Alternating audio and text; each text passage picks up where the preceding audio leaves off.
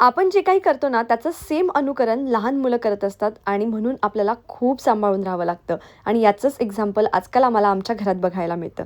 सगळ्यात आधी अनायाची तब्येत खराब होती म्हणून तिला हॉस्पिटलमध्ये घेऊन गेलो. रोशनला आज काहीतरी वेगळं खाण्याची इच्छा होती म्हणून त्याच्या पद्धतीने त्याने आज चिकनची एक रेसिपी बनवली होती. त्यानंतर या वाटीतला प्रसाद आई देते म्हणून आम्ही त्याचीच ॲक्टिंग करत होतो. या बघा छोट्या-छोट्या गोष्टी असतात पण त्यांना अगदी तशाच रिपीट करायच्या असतात. आता आई मेकअप करते म्हणून मलाही मेकअप करून पाहिजे असं काहीसं तिचं दिवसभर चाललं असतं. आणि आता माझा झाला तर मी बाबा तुझाही करून देते आणि मुलींना बाबांच्या खरंच खूप लाडाच्या असतात.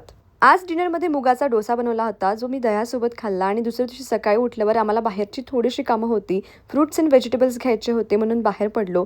ही वॉच बऱ्याच दिवसांची ठेवून दिली होती कारण त्याचा सेल गेला आणि म्हणून म्हटलं आज तिचं उद्घाटन काढून त्याचा सेल बसवून येऊ. एवढी कामं आटपून येईपर्यंत बराच उशीर झाला होता. अनायाला आल्यावर भूक लागली होती म्हणून तिला थोडंसं ताक प्यायला दिलं आणि ताक पिता पिताच तिला ना खूप झोप येत होती तर आम्ही ते झोपेचं थोडंसं नाटकही करत होतो. हिवाळा निघून जाईल आणि या लाल गाजरांचा हलवा आपल्याला खायला मिळणार नाही म्हणून पहिले तर हा हलवा बनवू असं आज मी ठरवलं. डाएटला बाजूला ठेवून रोशनला इथे थोडं कामाला लावलं आणि गाजर किसून घेतले.